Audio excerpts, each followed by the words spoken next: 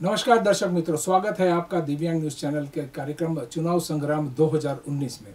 चुनाव संग्राम 2019 के अंतर्गत हमारे रिपोर्टर की टीम सूरत शहर के रिहायशी इलाके कहे जाने वाला सिटी लाइट में स्थित जॉगर्स पार्क में जा पहुंची। यहां पर रोज सुबह में अपने स्वास्थ्य को स्वस्थ रखने के लिए लोग जॉगिंग करने आते हैं। हमारी टीम ने वहां पर उपस्थित शहरी जनों का मिजाज परखने की कोशिश करी और उन सब का 2019 चुनाव के बारे में क्या कहना है और उनकी क्या राय है, ये जानने की ज़हमत करी। सूरत की जनता का क्या जोश है और उनका क्या आक्रोश है, कौन सी पार्टी बनाएगी सरकार, क्या फिर से 2014 की तरह पूर्ण बहुमत से देश में कमल खिलेगा या पंजा कर पाएगा कमाल, इस बारे में क्या विचारधाराएं हैं आम जनता के, यह सब हमने तराशने की कोशिश करी। तो दर्शकों, लोकसभा चुनाव 2019 को मद्देनजर रखते हुए लोगों की क्या प्रतिक्रिया है, ये देखते हैं दिव्यांग न्यूज चैनल का कार्यक्रम चुनाव संग्राम 2019। नमस्कार दर्शक मित्रों, मैं हूं सूरज मिश्रा दिव्यांग न्यूज चैनल से। दिव्यांग न्यूज चैनल के विशेष कार्यक्रम चुनाव संग्राम 2019 में आप सबका स्वागत है। लोकसभा चुनावी बिल्कुल बन चुका है। इसी बीच पहले चरण का मतदान भी हो चुका है। आने वाले 23 अप्रैल को गुजरात के 26 बेटों पर चुनाव होने वाला है। इसी बीच हमने आज सूरत के जॉगर्स पार्क में लोगों के मत जानने की कोशिश की। इस बार वो किस पार्टी को वोट देंगे, ये हमने जानने का प्रयास किया।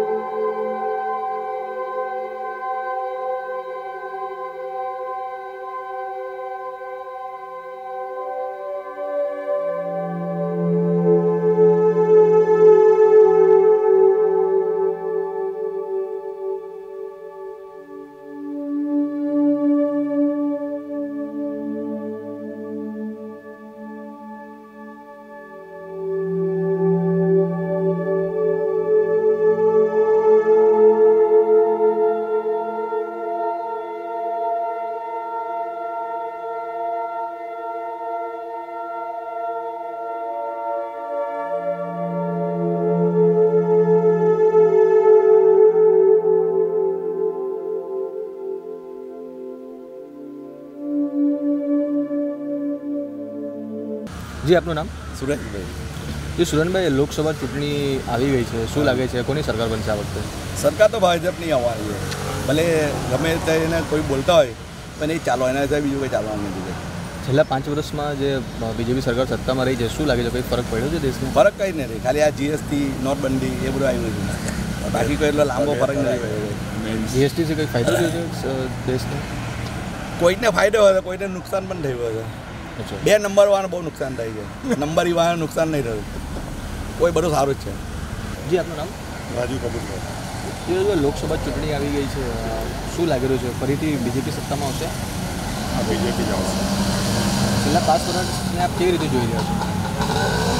5 વર્ષમાં ઘણું સારું છે અને જીએસટીથી લોકોને ઘણો ફાયદો છે। નોટબંધીથી 2 નંબરના ધંધા બંધ થઈ ગયા। સુરતમાં જીએસટીની નોટબંધી પછી સૌથી વધારે વેપારીઓને અને હીરા ઉદ્યોગને સૌથી વધારે અસર થઈ છે, તો એનાથી શું લાગે છે કે સુરતમાં જે બેઠક છે એને કંઈ ફરક પડશે બીજેપીને?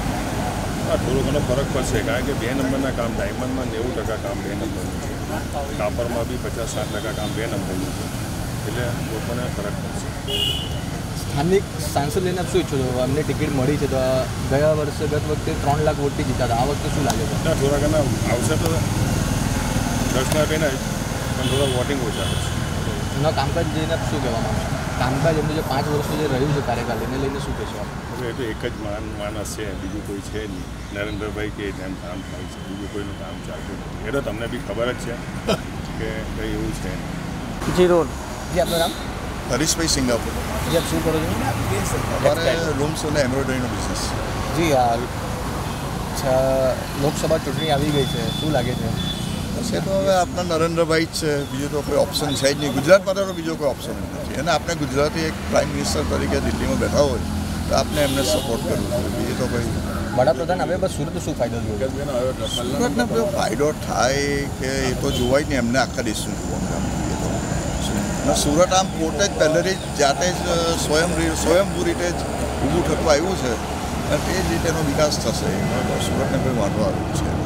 આપ જાતે વેપારી છો, ઘણા વેપારીઓના જે જીએસટીને લઈને જે પરેશાની થાય છે, મુશ્કેલી આવે છે, અને શું થયું કે જે પરેશાનીને બધું હતું ને હવે ધીરે ધીરે બધું સોલ્વ થઈ ગયું છે અને લોકો પોતે બી એમ કહેવા માંગ્યા છે કે ભાઈ જીએસટીથી બે આપણે એકાઉન્ટિંગ અને બધું પણ બહુ ઇઝી થઈ ગયું લાગે છે. પેપર વર્કને લઈને ઘણી બધી પેપર વર્ક છે, થોડું પેપર વર્ક ઘણું વધારે છે આમાં. પેપર વર્કમાંથી મુક્તિ મળવી જોઈએ અને ઇલેક્ટ્રોનિક જે એ લોકોનું જે કોમ્પ્યુટરાઇઝ જે કર્યું છે તેની અંદર બી જે વારંવાર ખોટકાઈ છે ને એ વસ્તુ દૂર થયું. સ્થાનિક સાંસદ છે બીજેપીના, છેલ્લા 2 ટર્મથી બંધ છે, ત્રીજી વખત ટિકિટ મળી છે, તો શું હવે અપેક્ષા રહેશે આપને કે હવે તો પછી શું થવું જોઈએ? એમાં તો કોઈ ફરક નથી પડવાનો, તો એમને બધું સમજીને જ આપ્યું એવું લાગે છે. જી, આપનું નામ? મુકેશ રોટલી. એ શું કરો છો આપ? ટેક્સટાઇલ બિઝનેસ છે, કાપડ અને ટાઈપ. જી મુકેશભાઈ, 5 વર્ષ પતી ગયું છે બીજેપી સરકારને, લોકસભા ચૂંટણી છે, શું લાગે છે ફરીથી બીજેપી આવશે સરકારમાં? જરૂર આવશે. કારણ ઘણા વિકાસના કામ કર્યા છે દરેક જગાને અને કામ સારું કરે છે અને રોડ રસ્તાની માંડીને દરેક વસ્તુ બીજેપીની અંદર જોઈ રહ્યા છે. દરેક પ્રકારની પ્રગતિ છે, વિકાસ કરે છે. વેપારને લઈને શું પ્રગતિ થઈ છે કે 5 વર્ષ? વેપારમાં એવું છે કે ધીમે ધીમે હવે જીએસટીના હિસાબે થોડી તકલીફો આવી હતી. કદાચ એવું બને કે ધીમે ધીમે 1-6 મહિના વર્ષ પછી ધીમે ધીમે એમની બાબત થઈ જશે. કોઈ તકલીફ નથી, પણ હવે એવું છે કે ઘણા વખતથી આ બધો નાના વ્યવહાર વધારે ચાલતો હતો એટલે હવે ધીમે ધીમે બધા એક્સેપ્ટ થઈ રહેલા છે. જે નાના જે લોન્સના છે, જે નાના ઉદ્યોગકારો છે, બિઝનેસમાં જે બંધ થઈ ગયા છે, હવે લાખોમાં બંધ થયા છે સુરતમાં, તો એવો હિસાબ શું થશે? હવે નાનાનું તો હવે નાના પણ થોડી તકલીફ તો ખરી આ બાબત માટે. હવે ધીમે ધીમે નાનામાં પણ બિઝનેસ ચાલશે તો ઓટોમેટિક નાનામાં પણ બરાબર સરખું થઈ જશે. જી, આપનું નામ? અરવિંદભાઈ દેવરસિંહ. જી, શું કરો છો આપ? હા, શું કરો છો? અમારે લેસનું મોટું કામ છે અને કાપડનું કામ. લોકસભા ચૂંટણી આવી ગઈ, શું લાગે છે કોની સરકાર બનશે આપણા? આમાં શું છે, લોકસભાની ઇલેક્શનમાં મોદી તો જીતશે એવું મારું માનવું છે, પણ એની સીટ ઓછી આવશે. પણ મારું મહત્વનું કામ એવું છે કે ગુજરાતમાં જ દારૂબંધી કેમ, આખા દેશમાં નહીં, બધા નેતાઓ દારૂ પીએ છે, બરી સંસદ સભ્ય લેડીઝ પણ પીએ છે, એ લોકોને બોટલ ક્યાંથી મળે? અમારે પીવું હોય તો ક્યાં જવું?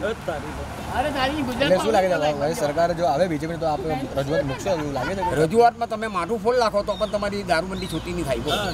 એ ગાંધીજી કઈ ને કઈ કારણ શું છે? પણ એનું એ ગાંધીજી શું છે કે જન્મ લીધો છે અહીંયા ગુજરાત, એને ભૂલ કરી. ગાંધીજી જો મહારાષ્ટ્રમાં જન્મ લીધો હતો તો દારૂબંધી, પણ એક દેશને અન્યાય થાય છે કે આ ગુજરાતને કેમ અન્યાય કરો?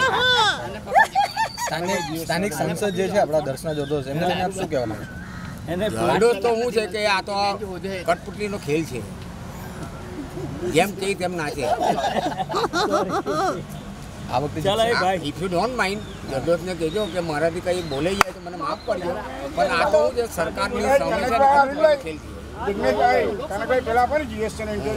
હવે આ બધું જીએસટી બીએસટી અત્યારે પણ બધું ચાલે છે, પણ ભગવાન જાણે કેમ ચાલતું હોય એ તો હું જ જાણું છું. જીએસટી વગર પણ કેટલો ધંધો ચાલે છે. આજે કેટલા સુરતમાં વિવસ લોકોએ 60-70% મશીન તોડી નાખ્યા, બિચારા બેકાર થઈ ગયા. 24-36 મશીન વાળા એ લોકો છે ને ત્યાં ખાવાના ફાફા પડી ગયા છે. મેં પણ મારા મશીન 23 ને બીજા 12 વેચી કાઢ્યા, એક જણે ભાડે આપી દીધા.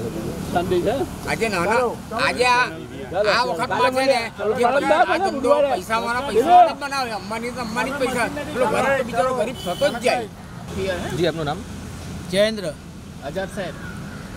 જી, લોકસભા ચૂંટણી આવી ગઈ છે, શું લાગે છે ફરીથી બીજી વખત કેન્દ્રમાં બીજેપી બંધ સરકાર આવશે? 100% આવશે. એનું કારણ 5 વર્ષ કેવું રહ્યું? 5 વર્ષમાં સારી પ્રગતિ થઈ.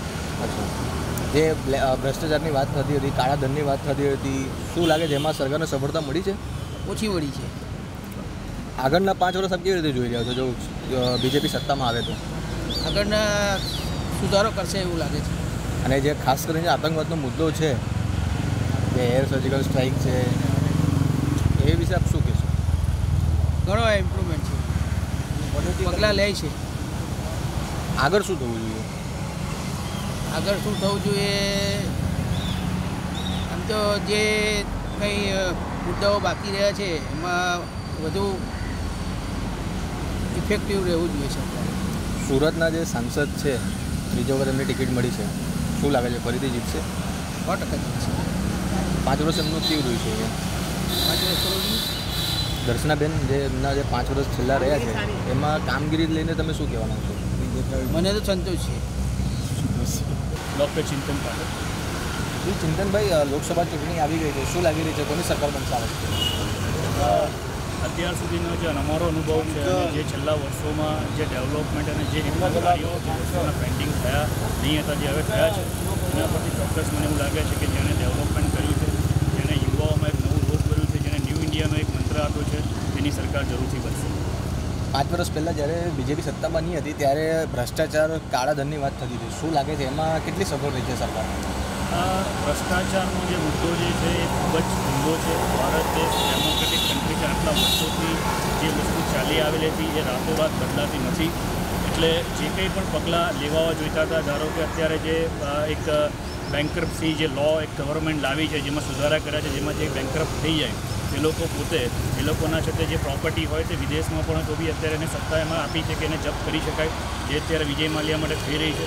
તો એવા ઘણા બધા કાયદાઓ, એવી ઘણી બધી વસ્તુઓ, જોગવાઈઓ જે પહેલાં નહીં હતી, જે રીતના પ્રોવિઝનો ઇન્કમટેક્સના રિટર્નથી તમે ઇન્કમટેક્સના માટેના નવા પ્રોવિઝનો આવ્યા છે, તો એનાથી તમારે એના પર કંટ્રોલિંગ થયું છે.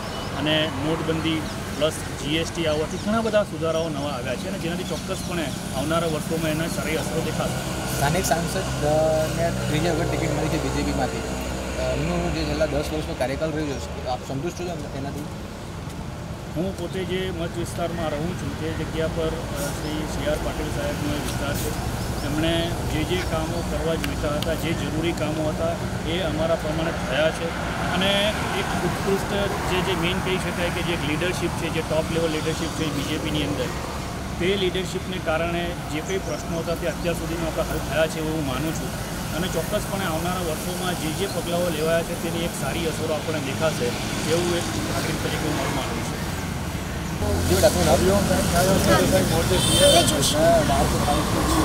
બેટા, શું લાગે છે કોણ પ્રધાનમંત્રી બનશે દેશમાં?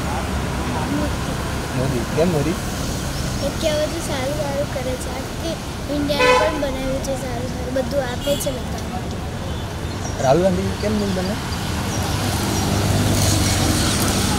અચ્છા, મોદી કેમ મોદી આપ ઈચ્છો છો, કેમ મોદી બનવો જોઈએ પ્રધાનમંત્રી?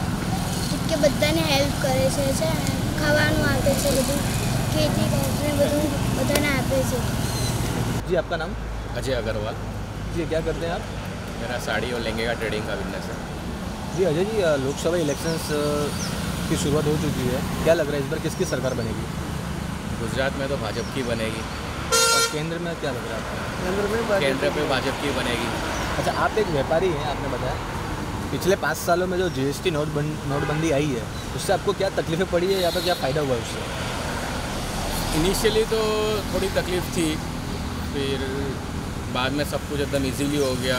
उल्टा और अब ज़्यादा सेल का ग्रोथ हुआ है इन लास्ट 5 मंथ्स और मज़ा आ रहा है, स्मूथली काम हो रहा है.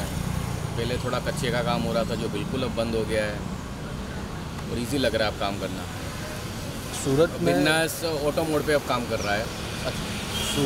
सूरत में पिछले 2 टर्म से सांसद दर्शना जरूर बनती आई है, क्या विकास हुआ है सूरत में और क्या आगे होना चाहिए विकास?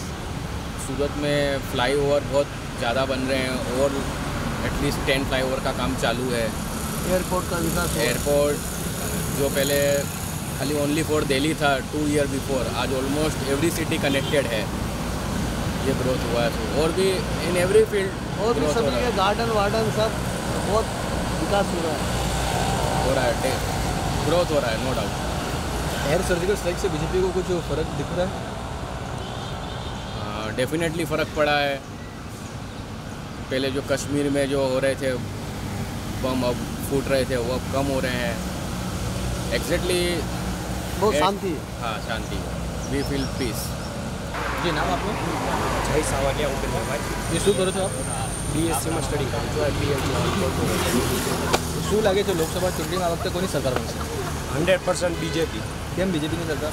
આટલું બધું સારું મોદી સરકારે કામ કર્યું છે.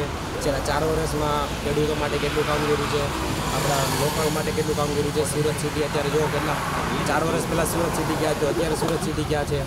ધીરે ધીરે બધી પ્રગતિ થાય છે. મોદી સરકારના કારણે થાય છે. એટલે 100% આ વખતે મોદી સરકાર આવશે અને બહુમતીથી આવશે. ભ્રષ્ટાચાર અને કાળા ધનને લઈને શું છે? ભ્રષ્ટાચાર 4 વર્ષ પહેલાં બહુ બધો ભ્રષ્ટાચાર થતો હતો અને હજી ભ્રષ્ટાચારના જેટલા લોકો છે એને પકડે છે. જેમ કે અત્યારે નામ તો ન દેવાય પણ યુપીમાં ઘણા બધા છે. અત્યારે બધાને 2019ની ચૂંટણી પછાડે 100% મોદી એને જવાબ આપશે. આપ જાતે એક સ્ટુડન્ટ છો, 1 વર્ષ પછી આપ ગ્રેજ્યુએટ થઈ જશો. દેશમાં સૌથી મોટો પ્રશ્ન છે રોજગારનો. લોકોને રોજગારી નડતી નથી આજના યુવાનોનો. એ વિશે શું લાગે છે આપને? અત્યાર સુધી બધાના લોકોને રોજગારી નડતી હતી પણ આ મોદી સરકાર આવ્યા પછી લોકોને બધા સ્ટુડન્ટોને કોલેજોમાં કહેવામાં પણ આવે છે કે તમારા ગ્રેજ્યુએટ થયા પછી તમે અમારી જે મોદી સરકારની જે યોજનાઓ છે એના ઉપર તમે ફોર્મ ભરો અને જરૂર એમાં 100% જોબ મળે છે. એટલે રોજગાર એવું છે જ નહીં, બધાને જોબ મળે છે. काई टेंशन वाली वस्तु नहीं। तो ये था सूरत के जोकर पार्क से लोगों का कहने का मत है। आने वाले देखने में दिलचस्प होगा कि इस बार किसकी केंद्रीय सरकार बनेगी। नई जगह नए समय पर फिर हम एक अलग कार्य के साथ मिलेंगे। देखते रहिए दिव्यांग न्यूज़ चैनल। कैमरामैन मुकेश गुरु के साथ सूरज मिश्रा, दिव्यांग सूरत।